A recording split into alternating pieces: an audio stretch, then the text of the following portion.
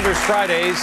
Today, Sam Adams. But first, before we go back to it, earlier this week I told you about the Puerto Rico vote that would put them on the possible path to statehood. I told you it was a power grab. Last night after my show, that measure passed. It passed the House. Next week, we'll tell you more about the Tennessee plan, and it still has to go through the Senate. A new progressive plan for power beyond your wildest imagination. Plus, more on Crime, Inc., all next week. But today, Sam Adams, David Barton, author of Lives of the Signers of the Declaration of Independence, and Ira Stoll. He is former managing editor of the New York Sun, author of a fascinating book, Samuel Adams, A Life. And I have to real quick say, Russ, you're in the audience. You were a guy who came up to me, I believe, at a book signing. No, where were we? Book signing. Yes, sir. And you handed me a book, and you said to me, if I'm remembering, you said to me, "You are our Sam Adams." And I said, "Thank you." And I was bluffing because I knew very little about Sam Adams. And I was thinking he must be an alcoholic because I knew his beer. Thank you. Yes, I am, Russ. And I read it because of you. Now, I didn't know you were going to be in the audience today. You bring me this book real quick because we got to get back to Sam Adams. You asked me to sign it. Who's this that signed this? Bill Ayers. William Ayers signed the book. Yes, sir. I'd love to buy this from you. Somebody did this to Van Jones, and I've auctioned it off for charity. But I'd like to talk to you. I pay well. Thank you very much. I'll give it back to you in a second. All right.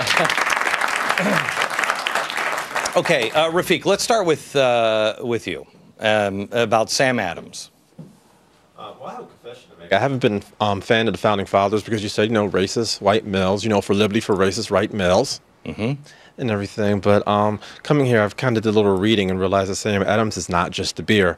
My question is, historians said that Sam Adams was like incited mob violence, was master propaganda. Is any of that true? You have any comments on that? He did the, I know the egg incident, right?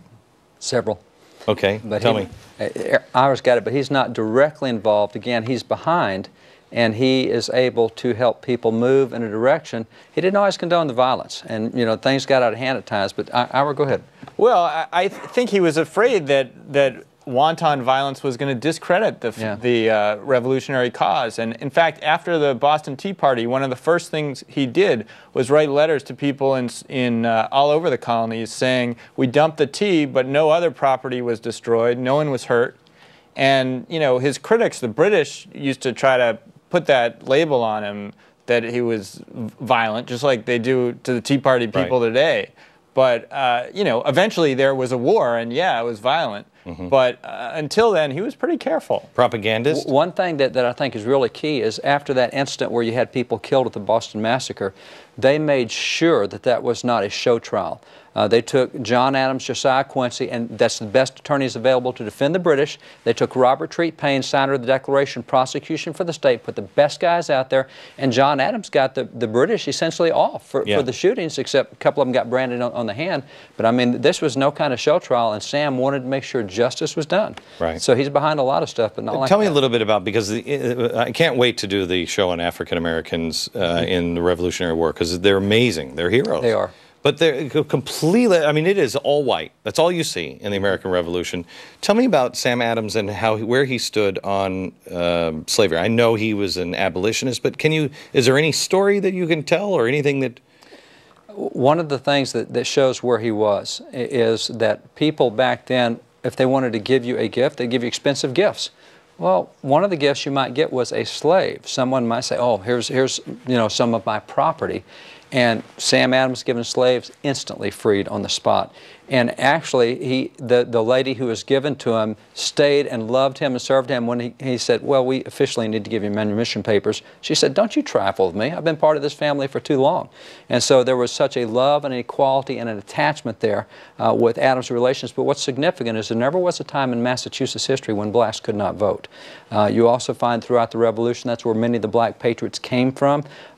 So many of the black founding fathers that don't get talked about today were out of Massachusetts. And one of the best examples of how America is so different from what we hear is the Dred Scott decision. because the dissent in that decision, they said, now, the court has just said that blacks are property. The dissent written by Curtis over here said, this is nonsense. Look what blacks did in the founding. Look what blacks did in Massachusetts. Look, blacks elected to office, 1768 New Hampshire. That dissent in Dred Scott. Say it again. Blacks elected to office in New Hampshire in? 1768. And patriots. The guy who rode with Paul Revere that night, there were several, but one was a black patriot. Wentworth Cheswell rode side by side with Paul Revere. They went in different directions, but they're doing the same thing. Black and white, side by side. When you had the Battle of Lexington, 18 shot down Americans. They were black and white laying on the ground. They all went to the same church together, Reverend Jonas Clark's church. You get to the Battle of Bunker Hill, over on the right side of the screen, the two heroes, Thomas Grosvenor and Peter Salem, black and white, fighting side by side. Salem got 14 commendations for what he did that day on Bunker Hill. Never hear that kind of stuff. But that was Massachusetts. That was Sam Adams and John Adams and those Massachusetts guys. You'll hear more on that in coming weeks on Founders Fridays. We'll be right back in just a second.